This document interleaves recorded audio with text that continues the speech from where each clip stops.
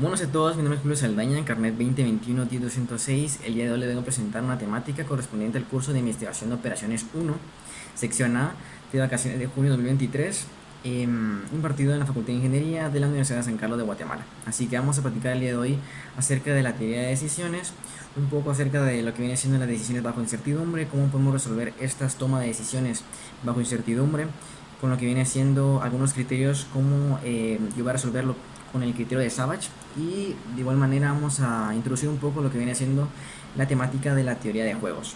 Así que comencemos.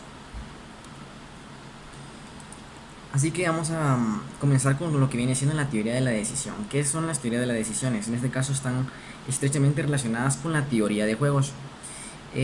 Como objetivo principal se tiene poder interdisciplinar y funciona como una forma útil para poder clasificar modelos eficientes al momento de la toma de decisiones, ¿verdad?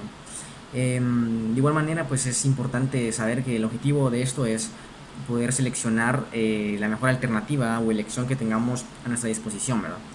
Entonces, pero bien es cierto que estas decisiones van a caer en ciertas categorías. En este caso, estas categorías vienen siendo estas, que están a la de que caigan en incertidumbre, en riesgo, en incertidumbre o en conflicto, ¿verdad? Que van a ser influenciadas ya por diferentes consecuencias o causas. Así que nosotros vamos a centrarnos en lo que vienen siendo las decisiones bajo incertidumbre, que serían estas. Principalmente, estas están, pues trabajan en este caso con lo que vienen siendo los estados de naturaleza. Los estados de naturaleza o estados transitorios o aleatorios prácticamente son muy importantes en esto. Son la base de lo que vienen siendo las decisiones bajo incertidumbre. Así que normalmente en estos problemas o en estas tomas de decisiones vamos a tener lo que viene siendo matrices de retribución. ¿Cuáles son las matrices de retribución? Son las que vamos a tener m acciones alternativas y n estados de naturaleza. ¿Cómo así? Podemos ver la imagen. En esta imagen podemos observar que tenemos de este lado m, que van a ser en este caso nuestras filas, que van a ser las acciones, actividades, eventos, en este caso nuestras estrategias que vamos a escoger, nuestras alternativas a escoger, ¿no? Y en este caso tenemos nuestras columnas que van a ser los estados de naturaleza, ¿verdad? Que ahí vamos a tener en este caso ya sean los niveles cualitativos que van a representar lo que queremos nosotros buscar y medir, ¿verdad? Entonces hay que tomar en cuenta que estos estados de naturaleza no se saben con certeza. Son estados que no sabemos si realmente van a ocurrir en realidad. Así que esto es lo importante de esto. Y se forma, ¿no?, lo que viene siendo esta matriz de retribución, ¿verdad? Así que vamos a ver esto. Hay que tomar en cuenta, como ya he dicho, que en esta toma de decisiones bajo incertidumbre, en este caso se desconoce que estos estados de naturaleza se vayan a cumplir con exactitud. Entonces, ¿qué es lo que pasa aquí? Se forman ciertos criterios. Con estos criterios podemos resolver estas tomas de decisiones bajo incertidumbre. En este caso se pueden trabajar con el criterio de Laplace, el criterio de Minimax, ¿verdad?, de Wald, el criterio de Savage o bien con el criterio de Horwitz. Así que yo voy a explicar un poco lo que viene siendo el criterio de Savage. Así que, bueno, el criterio de Savage, este está principalmente, consiste en lo que viene siendo una matriz de retribución, ¿verdad?, la ganancia o pérdida, como ya hemos explicado anteriormente, y transformar esta matriz de retribución en una matriz de pérdida o lamentos mediante esta transformación que se muestra aquí. Así que tenemos que aplicar esta transformación, estas ecuaciones en lo que viene siendo nuestra matriz de retribución para conseguir esa matriz de pérdida. Entonces, y en este caso en el criterio de Savage se utiliza mucho lo que viene siendo el criterio de Minimax, ¿no?, Maximin. En este caso es muy importante utilizar este criterio también. Y bueno, así que voy a explicar este criterio de Savage entonces con lo que viene siendo un ejemplo para entenderlo mejor. En este caso vamos a ver esto, lo que tenemos una matriz de retribución aquí, donde nos pide, a continuación se muestra una tabla de costos en donde se medirá la viabilidad y los beneficios que se predicen para la elaboración de 3 proyectos. En este caso, lo que se va a medir aquí, podemos observar aquí, la matriz de retribución. Tenemos aquí en nuestras filas las acciones o actividades. En este caso van a ser los proyectos que queremos nosotros medir, cuál es el más viable, ¿no? Entonces tenemos aquí el proyecto A, el proyecto B y el proyecto C. Y aquí en nuestras columnas tenemos nuestros estados de naturaleza. Entonces aquí vamos a tener, en estas casillas son costos. En este caso puede ser cualquier cosa realmente, como ya he dicho, pueden ser probabilidades, porcentajes, son cosas que se pueden predecir, ¿no? Entonces en este caso puede ser cualquier cosa. Y entonces aquí lo que se requiere es trabajar este criterio de Savage. Entonces en este criterio de Savage, ¿qué es lo que hay que realizar? En este caso primero identificar lo que viene siendo el valor de la casilla, lo que viene siendo el valor mayor, el valor más grande, en este caso de los estados de naturaleza, ¿no? Bueno, así que aquí tenemos nuestro, lo que viene siendo nuestra matriz de retribución, y lo que podemos hacer primero para identificar las casillas y posiciones, como es una matriz, yo siempre lo identifico, en este caso lo voy a identificar para entenderlo de mejor manera, en este caso C11, C12, C13 y así sucesivamente, para identificar cuáles son las casillas, ¿no? ¿Verdad? Entonces, primero que todo, identificar nuestros estados de naturaleza. Estos son nuestros estados de naturaleza, como había dicho, y en este caso tenemos que identificar el valor máximo, el valor mayor de cada estado de naturaleza. En este caso, el valor máximo en E1, en el estado de naturaleza 1, sería 1000, en E2 sería 800 y en E3 sería 900. Así que ahora vamos a tener que operar lo siguiente. Con este valor máximo se tiene que ir operando en cada casilla para formar esa matriz de lamentos o de pérdida. En este caso, aquí tengo lo que se realiza, ¿no? En este caso para el estado de naturaleza 1, en la casilla 1, 1, 1000 menos 1000 va a dar 0, en la casilla 2, 1, 1000 menos 400 va a dar 600, y en la casilla 3, 1, 1000 menos 200 va a dar 800. Y así vamos a hacerlo con el estado de naturaleza 2 y el estado de naturaleza 3. Estos resultados vamos a crear esta matriz de pérdida o de lamento. En este caso tenemos esta, la matriz de retribución, va a pasar aquí. Así que vamos a ir colocando cada valor, ¿verdad? Como hemos dicho, en este caso 1000 menos 1000 va a dar 0, lo ponemos aquí, 1000 menos 400 va a dar 600, 1000 menos 200, aquí 800.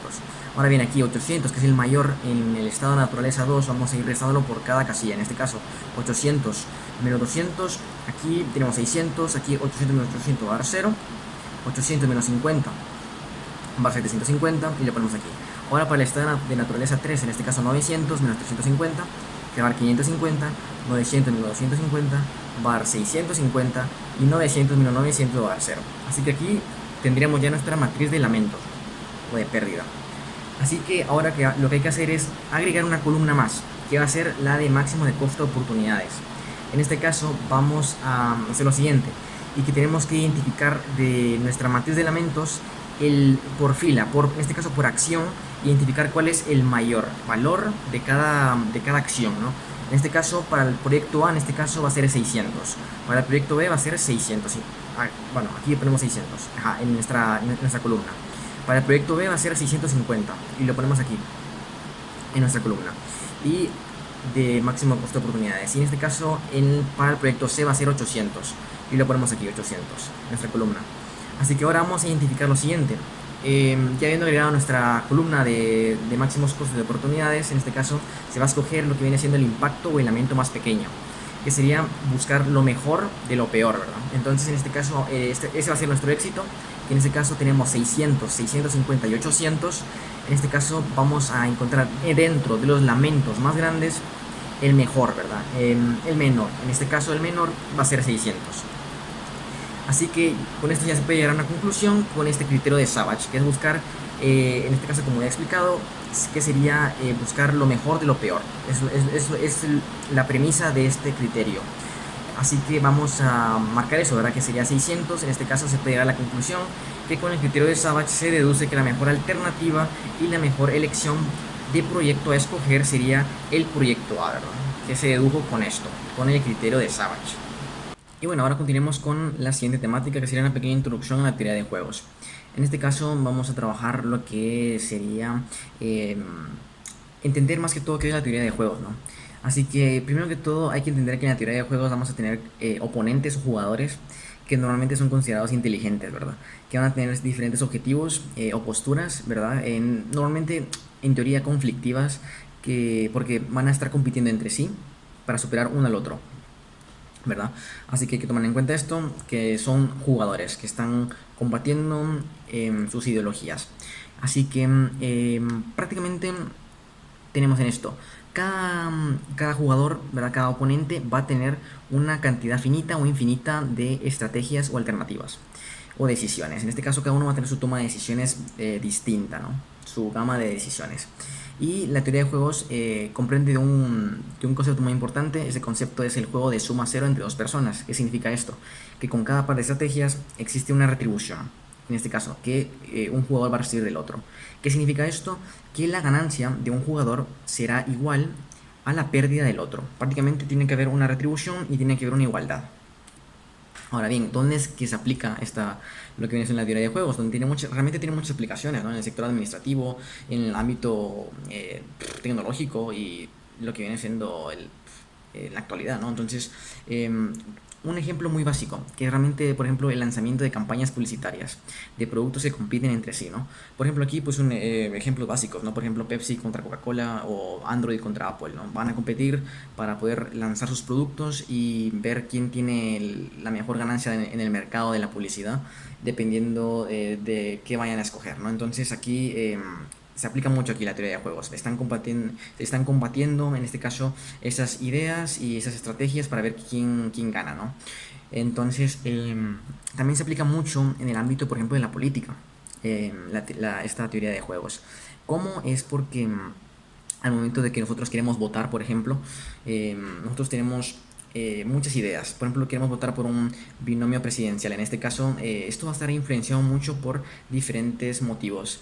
En este caso, estos motivos pueden ser, por ejemplo, nuestras ideologías políticas, o bien por nuestros contextos en el que vivimos, o bien por lo que nosotros miramos, por ejemplo, en la televisión, en las redes sociales. O sea, todo esto nos va a cambiar nuestra perspectiva realmente sobre quién vamos a votar. Y esto aquí también entra la toma de decisiones y ahí donde se mira por qué vamos a votar, por este candidato o por el otro. Entonces ahí entra mucho la teoría de juego. Así que otro concepto es, por ejemplo, en el sector administrativo, ¿verdad? Al momento de explicar, por ejemplo, tendencias de una compañía, las ventas, o bien lo que viene siendo los costos o los precios de los productos. Poder explicar esas tendencias y asimismo poder predecir con base a esas tendencias pasadas, ¿no? Entonces, se aplica mucho la teoría de juegos en este caso. Y de igual manera, por ejemplo, en las criptomonedas estuve leyendo un poco y es cierto porque existe una cierta tendencia en lo que viene siendo el comportamiento de las personas al momento de que, por ejemplo, invierten en ciertos bitcoins, por ejemplo, en Bitcoin. em, Invierten en las criptomonedas o, por ejemplo, en la bolsa de valores, ¿no? Que invierten en diferentes compañías. Hay gente que invierte en eso y de un día para otro o en cuestión de minutos puede haber un cambio drástico, una caída porque comienza la gente a vender sus acciones y eso explica eso explica ese cambio de decisión, ese cambio de comportamiento y eso hace que la gente venda sus acciones o bien compren y se cambien a otra. Entonces ahí es donde aplica mucho lo que viene siendo esa teoría de juegos, esa ideología que va cambiando y ahí es donde se aplica realmente en la actualidad, ¿no? Es un ejemplo muy básico. Ahora bien, ahora vamos a explicar un ejemplo básico de lo que viene siendo esta teoría de juegos. Prácticamente en contexto solo le cambié algunas cosas, es un ejemplo muy básico de la teoría de juegos y en este caso se dice así, que se tienen dos compañías, en este caso Coca-Cola y Pepsi, que venden sus respectivas bebidas sin azúcar. En este caso Coca-Cola anuncia su producto en redes sociales, televisión y periódicos, mientras Pepsi, además de anunciarlo en redes sociales, televisión y periódicos, también lo anuncia en la radio. Así que primero que todo vamos a identificar qué tenemos aquí. Tenemos dos compañías. En este caso tenemos Coca-Cola y Pepsi. Coca-Cola va a ser C, por ejemplo, y Pepsi va a ser P.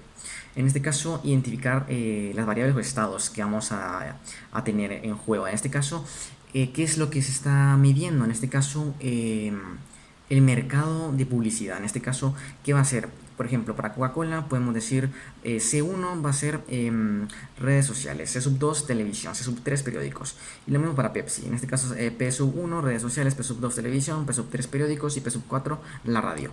Así que vamos ahora mismo a pasar esto porque normalmente nos van a dar una matriz de retribución ya elaborada o bien nosotros tenemos que formarla. Pero en este caso aquí la tenemos ya. Y estos son valores de porcentajes que van a medir en este caso el porcentaje del mercado capturado o perdido. En este caso esta matriz corresponde para Coca-Cola. Es el ejemplo que se va a realizar. Entonces se tiene esta matriz correspondiente para Coca-Cola. El análisis es para Coca-Cola. Entonces si se dan cuenta aquí tenemos aquí en las filas correspondientes para Coca-Cola y las columnas para Pepsi. Entonces en este caso vamos a... esto es lo que habíamos dicho, se sube uno que esto es para redes sociales, televisión, periódico, y lo mismo para Pepsi, redes sociales, televisión, periódico y la radio. Entonces tomar en cuenta que estos valores que están aquí se toman en porcentajes y van a ser ganancias o pérdidas. En este caso, ganancias van a ser estas, beneficios, ¿verdad? Y las pérdidas son los números negativos. Ahora bien, vamos a agregar una columna de máximos y una fila de mínimos. ¿Qué significa esto? Vamos a utilizar el criterio de maximin y minimax. Entonces lo que tenemos que hacer aquí en la fila de mínimos, que prácticamente vamos a ir agregando por fila en este caso de Coca-Cola, cuál es el valor mínimo. En este caso, para C sub 1, en este caso que tenemos que de 8 menos 2 y 9 menos 3 va a ser menos 3. Para C sub 2 tenemos que sería 5. Y para C sub 3 tendríamos menos 2, 4, menos 9 y 5 sería menos 9. Ahora bien, vamos a tener en este caso una columna, que sería lo de los máximos. En este caso, para cada columna de Pepsi, en este caso se escoge lo que viene siendo el valor máximo. En este caso de 8, 6 y menos 2 vamos a escoger 8. De menos 2, 5 y 4 escogemos a 5. 9, 6 menos 9 vamos a escoger a 9. Menos 3, 8 y 5 vamos a escoger a 8. Ahora bien, de esto vamos a tomar en cuenta de estos, de la fila mínimo, ¿cuál es el mayor? En este caso el mayor va a ser el maximin, que va a ser el 5. Y ahora bien aquí de 8, 5, 9 y 8 de los grandes vamos a escoger el peor, en este caso el menor, que va a ser 5, ¿verdad? Que va a ser el minimax. Ahora bien, aquí se va a conseguir un punto de silla que va a ser, digamos, esto. Pero ahora vamos a explicar y vamos a concluir qué funciona y qué significa todo eso, ¿no? Así que aquí tenemos las conclusiones para Coca-Cola. Así que principalmente la solución se basa en el principio de asegurar lo mejor, ¿verdad?, de lo peor para cada jugador, ¿verdad? Entonces en este caso, para Coca-Cola, en este caso se selecciona, por ejemplo, para las redes sociales, es sub 1, se tiene conocimiento de que se va a tener una pérdida. Lo que va a suceder es que Coca-Cola va a perder el 3% del segmento del mercado ante Pepsi. Ahora bien, C sub 2, que sería lo que viene siendo en la televisión, en este caso el peor resultado sería de que Coca-Cola capture el 5% de Pepsi, ¿verdad? Ahora bien, para C sub 3, para los periódicos significa que el peor resultado es que Coca-Cola pierda 9% ante Pepsi.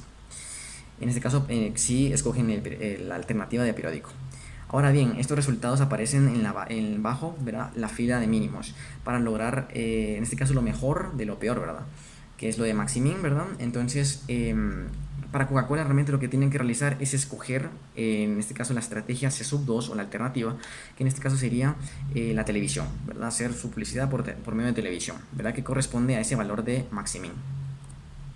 Ahora bien, las conclusiones para Pepsi, que viene siendo de que ya que la matriz o tabla está dada para Coca-Cola, ¿verdad?, estamos trabajando para Coca-Cola. Entonces en este caso la mejor de la peor solución, en este caso está basado en el valor de minimax, ¿verdad?, que va a ser, digamos, el menor de los mayores, ¿verdad?, que están aquí, de Pepsi. Entonces en este caso el resultado que Pepsi va a tener que elegir, si se dan cuenta, va a ser lo mismo, va a ser la televisión, ¿verdad?, P sub 2. Entonces, esta solución óptima del juego exige en este caso que las estrategias C sub 2 y P sub 2, ¿verdad?, respectivamente, significa que ambas compañías deben utilizar la publicidad por televisión. En este caso, la retribución favorecerá a Coca-Cola porque en el segmento del mercado se va a incrementar un 5%. Y entonces aquí concluimos que en este caso se dice que el valor del juego va a ser 5%. Y que Coca-Cola y Pepsi están utilizando una solución de punto de silla. Así que realmente aquí se dan cuenta que ambos, ¿verdad?, se concluye que Coca-Cola y Pepsi deben utilizar la publicidad de televisión y se utiliza este punto de silla. Prácticamente, ¿qué es lo que pasa? Es algo sencillo, ¿verdad? Que si Pepsi escoge, digamos, otra alternativa que no sea la televisión, digamos, si escogen las redes sociales, va a ser una pérdida porque Coca-Cola va a escoger lo que viene siendo la televisión y Coca-Cola va a tener una ganancia y Pepsi una pérdida. Lo mismo si Coca-Cola escoge, por ejemplo, el periódico, va a significar una gran pérdida para Coca-Cola. Entonces, en este caso, ese punto de silla y ese equilibrio, esa retribución, se encuentra en ese punto de silla, que en este caso sería minimax y maximin, ¿verdad? En este caso, quedan los dos iguales. En este caso, para Pepsi y Coca-Cola, que sería lo mejor que ambos escojan lo que sería la publicidad de televisión, ¿verdad?